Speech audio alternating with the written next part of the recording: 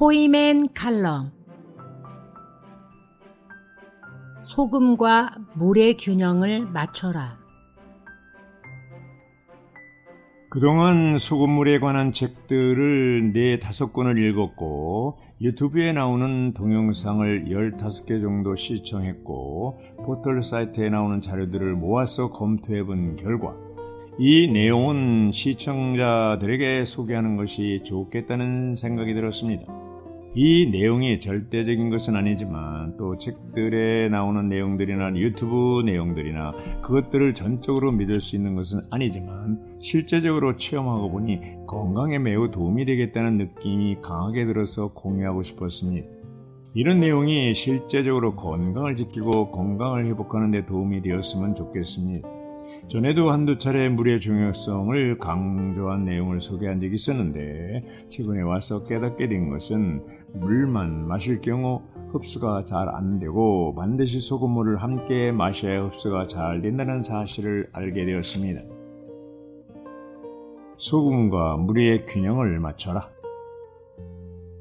소금을 충분히 먹어야 물이 자연스럽게 당기고 인체도 수분을 보유할 수 있는 상태가 됩니다. 염분이 부족한 사람은 온종일 물이 당기지 않고 과일도 먹히지 않습니다. 최소한의 체액과 혈액을 가지고 그것에 최적화되기 위해 에너지를 아끼다 보면 일, 공부 등 생산적인 활동에 몸을 쓰지 못하게 됩니다. 그래서 방어적이고 소극적인 상태가 되고 몸이 늘 무겁고 무기력해질 수밖에 없습니다. 염분 섭취가 부족해 물을 거의 마시지 않던 사람이 소금을 먹으면 자연스럽게 물을 찾게 됩니다. 거들떠보지 않던 과일도 먹게 되고 차나 음료도 마시게 됩니다. 그러면서 말라있던 입안에 침이 생기고 땀이 나고 소화가 잘 되고 안구 건조가 없어지고 피부가 좋아지는 등 수분 부족으로 생긴 문제가 해결됩니다. 물은 생명의 근원으로 정말 중요하지만 소금 없이 물만 마시면 위험합니다. 그럼에도 물과 과일은 많이 먹으라고 하면서 소금은 적게 먹으라고들 합니다. 운동할 때나 외출할 때 소금물을 타서 나가는 것도 좋고 소금을 잘 챙겨 나가 물이나 음료와 같이 먹는 것도 좋습니다. 물 500ml 기준으로 2티스푼 정도면 1%의 염도가 됩니다. 염도는 자신에게 맞춰 조절하면 됩니다. 소금과 물은 뗄래야 뗄 수 없는 관계. 물을 많이 마실수록 좋다는 것이 건강상식처럼 알려져 있습니다. 세계보건기구의 물 권장량은 1.5리터이고 소금 권장량은 5g입니다. 우리 몸의 혈중 염도인 0.9%를 기준으로 두고 단순 비교를 해도 염도가 전혀 맞지 않습니다. 하루 마셔야 할 물이 1.5리터라면 소금은 12g 이상을 먹어야 염도가 맞습니다. 저염식을 하면서 물까지 많이 마시면 체액의 염도를 맞추느라 우리 몸은 이뇨작용을 통해 수분을 소변으로 배출하게 됩니다. 물을 많이 마셨더니 화장실만 자주 가다라는 상황이 되는 것입니다. 물과 소금이 부족한 상태에서 커피, 녹차, 음료 등을 많이 마셔도 이뇨가 심해집니다. 이런 경우 물을 아무리 마신다 해도 몸에 보유할 수 없어 오히려 만성 탈수 상태가 될 수 있습니다. 노동이나 운동으로 땀을 흘리는데 염분 보충 없이 물만 많이 마시면 위험합니다. 입안이 마른다고 맹물을 마시면 금방 입이 마르고 입술이 더 건조해져서 침을 바르면 입술만 틉니다. 땀으로 수분과 염분이 같이 빠져나가는데 물만 보충해 준다면 심각한 상황에 이르게 됩니다. 땡볕에 나가 일하다가 쓰러지거나 군대에서 행군하다가 쇼크가 오고 저염식 다이어트를 하다가 어지러워 실신하고 마라톤에 출전한 선수가 갑자기 사망에 이르기도 합니다. 평소에 당기지 않는데도 건강이나 미용을 위해 물이나 차를 억지로 마시면 몸에서 소화액이 묽어지고 몸이 냉해지고 무거워집니다. 저염식을 하면서 물을 지나치게 많이 먹는 것도 문제가 될 수 있습니다. 물과 소금은 서로 균형이 맞아야 몸 안에서 제 역할을 할 수 있습니다. 소금은 최고의 장소식품이다. 생명 현상에서 물은 매우 중요하며 소금과 물은 바늘과 실처럼 직접적인 연관이 있습니다. 인체는 약 70%의 물로 구성되어 있고 지구상의 모든 생명체는 물이 없으면 생존할 수 없습니다. 따라서 흔히 물은 생명의 근원이라고 말합니다. 물은 최액의 주성분일 뿐 아니라 세포를 구성하며 섭취한 음식물을 세포가 잘 흡수할 수 있도록 돕는 역할을 합니다. 또한 물은 노폐물을 배출시키는 역할을 하며 땀을 통해 체온을 조절하는 기능도 수행합니다. 몸에서 물이 1% 내지 2% 부족하면 갈증을 느끼고 5% 부족하면 체온 조절 기능을 상실하며 정신이 혼미한 상태가 될 수 있고 12% 부족하면 사망 위험이 있습니다. 그리고 물은 장의 연동 운동을 촉진하고 소화 기능을 돕습니다. 물이 부족하면 요로결석, 암 등 여러 질병에 노출됩니다. 이처럼 물은 인체의 모든 기능에 직접 영향을 끼칩니다. 그런데 의학계의 권고대로 소금을 적게 섭취하고 물만 많이 섭취하면 어떻게 될까요? 소금 섭취량을 세계보건기구 권장량인 5g 수준으로 줄인다고 가정해 봅시다. 소금 섭취량을 줄이면 기본적으로 물을 충분히 섭취할 수 없습니다. 실제로 소금을 적게 먹으면 물을 마시려 해도 물을 섭취하기 어렵습니다. 많은 사람이 물을 많이 마시기 위해 노력하지만 실패하는 이유가 바로 저염식을 하기 때문입니다. 저염식 상태에서 물을 많이 섭취하면 몸은 소금 배출량을 줄이고 물을 많이 배출합니다. 문제가 되는 것은 염분이 부족하면 중금속을 배출할 수 없다는 것입니다.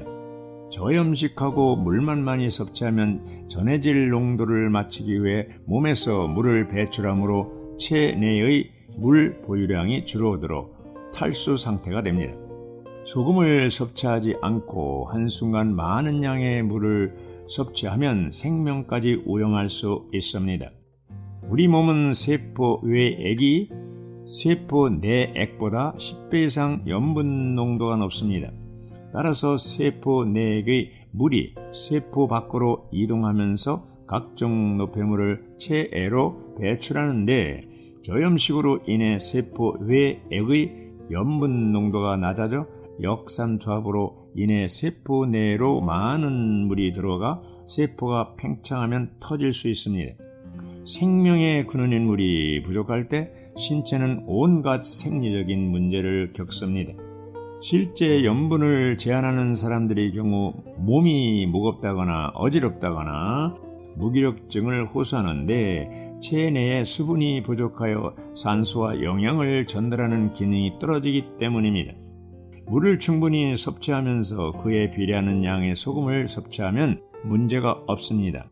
하지만 물을 섭취하는 노력을 하면서도 섭취하고자 하는 물의 양에 비례하는 만큼의 염분을 섭취하지 않는 것이 현실입니다. 그러한 배경에는 저염식을 강조하는 의료계의 영향이 매우 큰 요인이 되고 있습니다. 물을 많이 마시고 싶어도 잘 먹게 되지 않는다면 혹시 자신이 지나친 저염식을 하는 것은 아닌지 생각해 볼 필요가 있습니다. 짜게 먹어야 물을 충분히 섭취할 수 있다. 사람마다 체중, 식사량, 활동량 그리고 외부의 기온 변화에 따라 염분과 수분에 필요한 양이 달라지기 때문에 일괄적으로 염분을 몇 그램으로 줄이라고 하는 식의 주장은 옳지 않습니다. 우리나라 대표적 장수마을로 알려진 전라남도 구례의 노인들 밥상은 대부분 소금이 많이 들어있는 이 염장식품으로 차려진 식사를 하지만 몸속에 전해질 농도를 측정해 본 결과 모두 정상 범위였습니다. 짜게 먹은 만큼 전해질 균형을 맞추기 위해 자동으로 물을 더 많이 마셨기 때문에 전해질 농도가 일정하게 유지된 것입니다. 다른 장수 마을인 제주도 갑산리 노인들도 여름에는 하루도 빠지지 않고 된장국을 먹습니다. 그 덕분에 다른 지역 사람들보다 물을 1.5배나 더 마십니다. 된장에 들어있는 소금 덕분에 물을 충분히 섭취할 수 있을 뿐만 아니라 몸속에 충분한 물을 보유한 결과 장수할 수 있었습니다. 칼륨은 나트륨과 함께 배출되므로 소금 섭취량이 줄어들면 칼륨이 체내에 축적됩니다. 체내에 칼륨이 과다하면 신부전 증상이 올 수 있다고 알려졌는데, 신부전 환자 대부분은 저염식을 함으로 체내 염도가 낮고 칼륨 함량은 높기 때문입니다. 그럼에도 불구하고 염분 섭취를 줄이면 칼륨을 배출하지 못하기 때문에 심장의 부정맥이 더욱 심해지는 것입니다. 소금은 건강의 필요 요소이나 충분 요소는 아니다. 소금은 건강의 필요 요소일 뿐 충분 요소는 아닙니다. 소금은 반드시 필요하며 생명 현상을 유지하기 위해서는 필요한 요소입니다. 인체에 필요한 성분이 부족하면 건강에 해로우며 각종 질병에 노출됩니다. 소금은 인체에서 산소나 물 다음으로 중요한 역할을 합니다.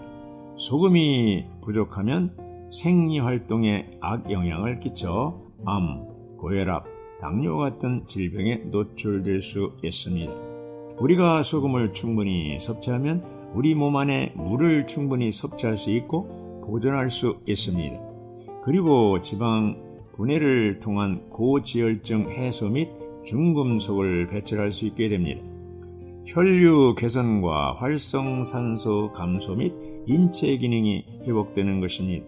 따라서 부족했던 염분을 보충하면 염분 부족으로 인해 나빠졌던 건강이 회복됩니다.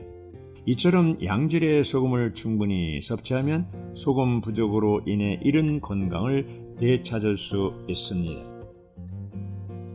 소금을 적게 먹으면 세계 최장수국인 독일인들은 세계적으로 소금을 가장 많이 먹는 것으로 알려져 있습니다. 독일인들은 1인당 하루에 25g의 소금을 섭취하고 있습니다. 반면 에스키모인들은 물고기의 염분이 외에는 소금을 전혀 먹지 않습니다. 그래서 평균 연령이 40세로 전 세계에서 수명이 가장 짧습니다. 문제는 어떤 소금을 먹느냐입니다. 소금에는 좋은 소금과 나쁜 소금이 있습니다. 그러므로 전문가들은 무조건 나트륨을 건강에 적으로 돌릴 것이 아니라 나쁜 소금은 먹지 말고 좋은 소금은 충분히 먹도록 권장해야 할 것입니다. 그러므로 가정에서 링거의 핵심인 1%의 소금물을 만들어 먹으면 건강은 저절로 좋아질 것입니다. 1%의 소금물은 마시는 링거라고 할 수 있습니다. 소금은 생명의 핵이며 생명 그 자체입니다. 소금을 적게 먹으면 혈액이 썩습니다. 요즘 유난히 폐혈증이라는 병명이 언론에 많이 오르내리고 있습니다. 폐혈증은 혈액이 부패한 증세입니다. 혈액이 썩어 들어가는 병입니다. 이 폐혈증이 매년 3만 5천 내지 4만 명이 발생한다고 합니다.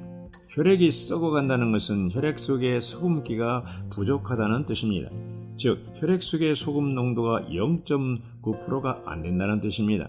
또 당뇨병 환자가 500만 명을 넘어서고 있습니다.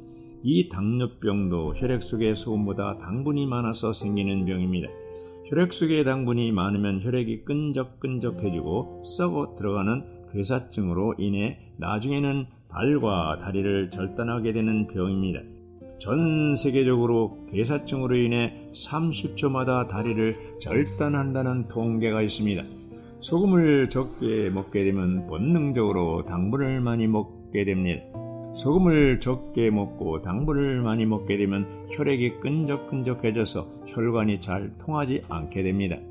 마치 머리카락에 꿀물을 발라 놓으면 머리카락이 끈적거리고 서로 달라붙는 것과 같은 혈관 상태가 됩니다. 이렇게 되면 소변에 당분이 많이 나오는 병입니다. 그것은 당분을 많이 먹고 소금을 적게 먹어서 생기는 병입니다. 그러므로 당뇨병은 소금만 충분히 먹어주면 쉽게 고칠 수 있는 병입니다. 이런 병은 모두 혈액 속의 소금 농도가 0.9% 이하이기 때문에 생기는 병입니다. 그래서 병원에 가면 의사들이 제일 먼저 링거를 환자들에게 꽂아서 부족한 전해질과 나트륨 농도를 높이고 수분을 보충해서 탈수를 막고 또 폐물을 배출하도록 조치하는 것입니다. 소금은 환원력이 강한 알칼리성 성분으로 세포막이나 대사물질을 환원시켜서 본래의 건강한 상태로 되돌려 놓습니다. 소금을 충분히 섭취하면 혈액의 흐름이 개선되어 건강하게 장수할 수 있습니다. 자연 치유력을 키우는 최상의 해독법은 깨끗한 물과 소금으로 온 몸을 깨끗하게 청소해 주는 것입니다. 지금도 어머니 뱃속의 양수의 속에서 아기들은 안전하고 건강하게 자라고 있습니다. 우리 인체도 체액의 염분 농도가 0.9% 이상 유지되면 어떠한 세균, 바이러스도 퇴치할 수 있으며 염증 질환이 발도 못 붙이게 됩니다. 그동안 각종 식품, 첨가제, 항생제, 중금속 등으로 오염된 체액을 깨끗이 청소하는 길은 깨끗한 물과 깨끗한 소금밖에 없다고 해도 과언이 아닙니다.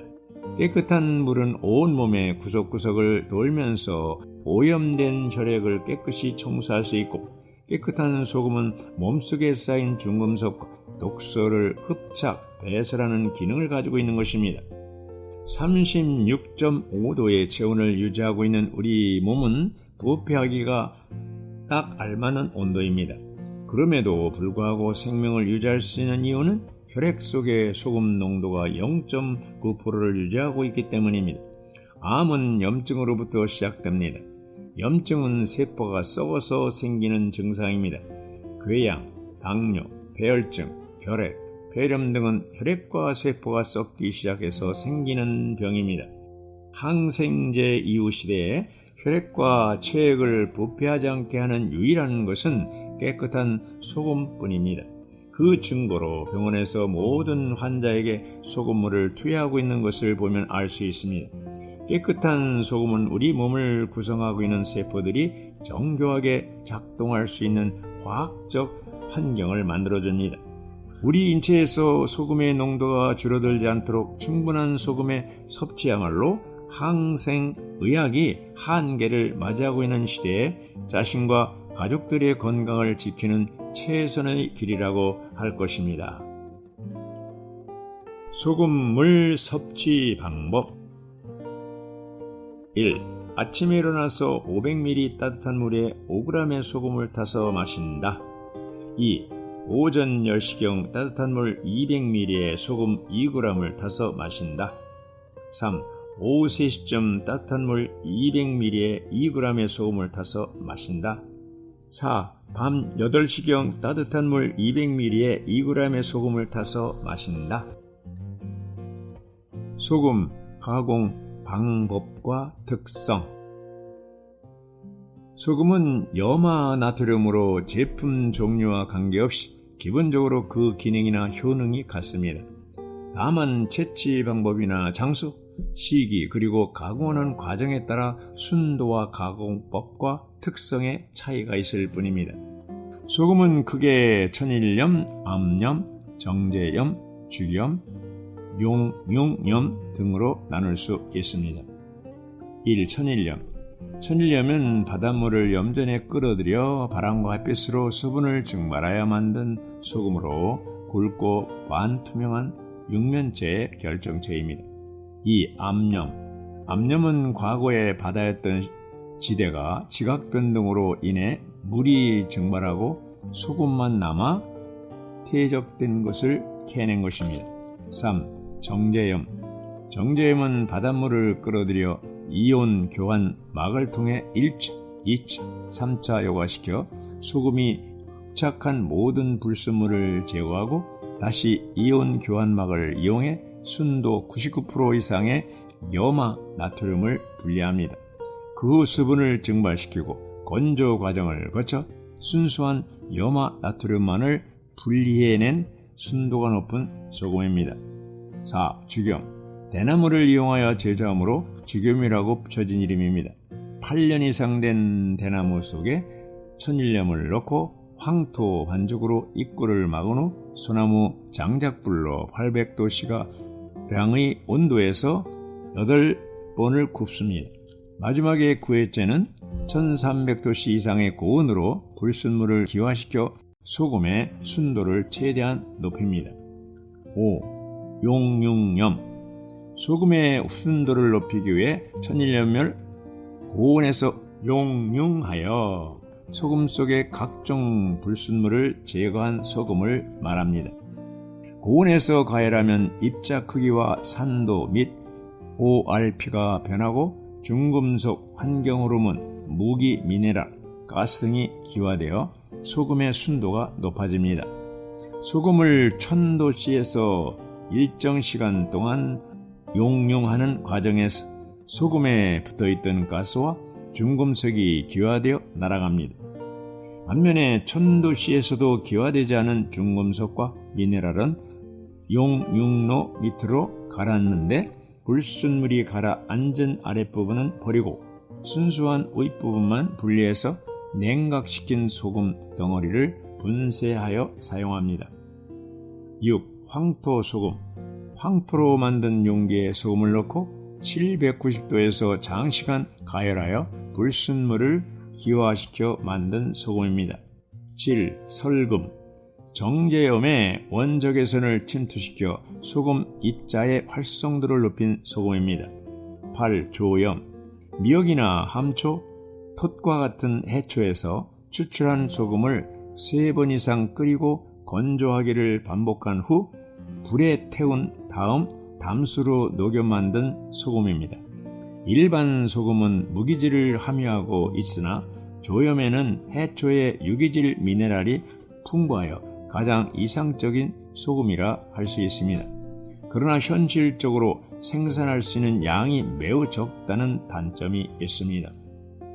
0.9% 소금을 마시게 될 경우 혈액을 정화하기 때문에 고혈압, 염증, 통증, 불면증, 피로, 피부, 소화 등이 좋아집니다. 0.9% 소금물을 마셔야 되는 이유는 몸 안의 체액과 혈액이 0.9%이므로 흡수가 잘 되기 때문입니다.